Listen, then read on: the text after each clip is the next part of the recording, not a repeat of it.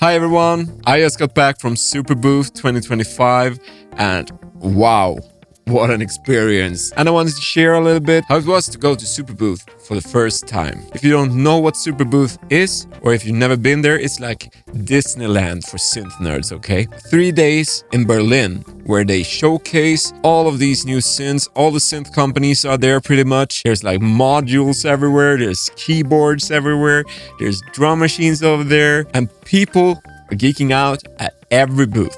I'm pretty used to being the nerdiest guy around, okay? But going to Superbooth, I felt like, oh, suddenly I'm not nerdy enough. It was fun, it was chaotic, and at times it actually was a bit overwhelming, okay? First of all, the site is huge. It's like big outdoor areas with tents, and there's like another outdoor area with bungalows and tents. There's this huge building with these massive halls and a couple of levels filled with these corridors where there's just, oh, have I been over there yet? No, I don't know. Let's go in there. Oh, and it's like 20 different synth brands in there. Oh, go over here. Jesus, there's all the VST guys. Okay, go over there. You get the picture. It's hard to take in. And constantly in the background is this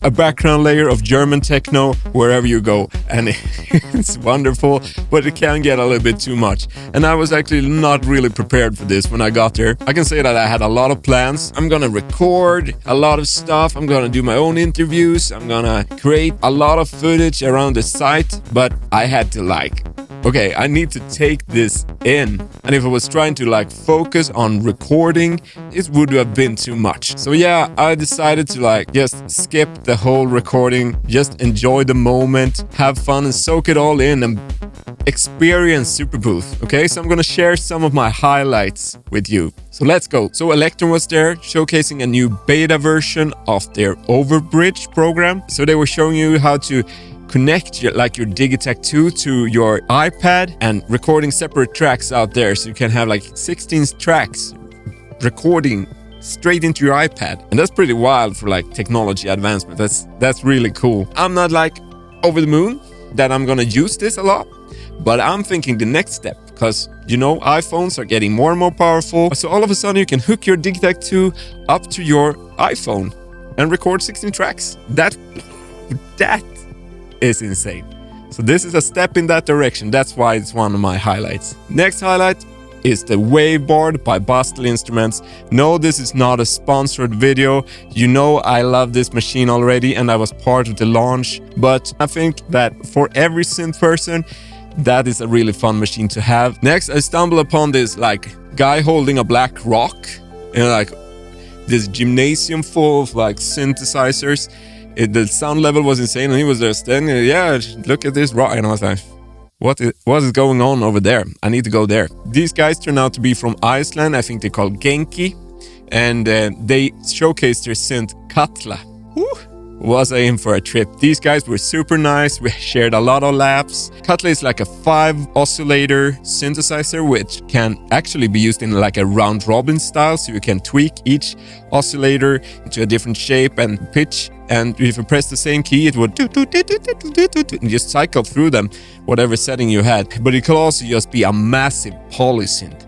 And it sounded like Blade Runner straight away. And the filter and the resonance was really sharp, and it had these wonderful singing harmonics. Whew, that was a beast of a synth. And the coolest thing was these KATLA controls that they call them. It's basically macro controls that can affect the entire patch. So if you turned one of them up, the low notes all of a sudden had a longer release to them, so the envelopes shifted from the brighter notes, had a little shorter release. It could control a lot of parameters, basically randomization, some reverb, smearing kind of thing. It was really, really, really, really cool. The only downside is that I heard it was really expensive, but so nice. And it actually had this, that's why he was holding this black rock, that was volcanic rock, okay, lava. And since they're from Iceland, they wanted to incorporate that, so it's in the sides of the panel and inside the knobs as well, so that's super cool. Loved that one. Last highlight will of course be Plinky Plus. You probably guessed it already.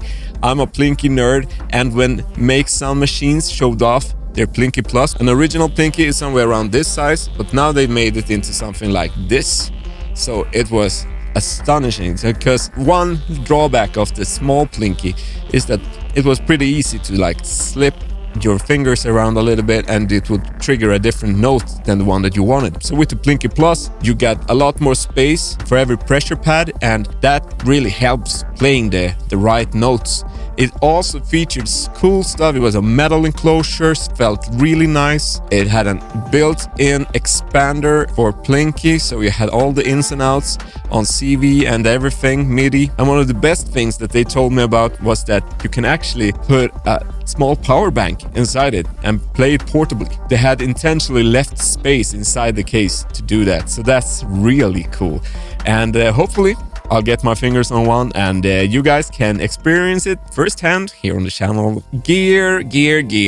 They are wonderful, synths are amazing, but the best thing about Superbooth was the people. First of all, walking around Superbooth, it was like my YouTube homepage had come to life. It was influencers everywhere and camera crews recording this and that. That was an experience in of itself. But the spontaneous conversations and new friendships that evolved so naturally inside this nerdy little bubble that Superbooth is, that was amazing. Meeting the developers that work so hard to create instruments that we enjoy so much. It's super sweet moments, okay? And I'm so happy that I like scrapped the idea to focus on content and just enjoy the people. That was so valuable and it happened so genuinely.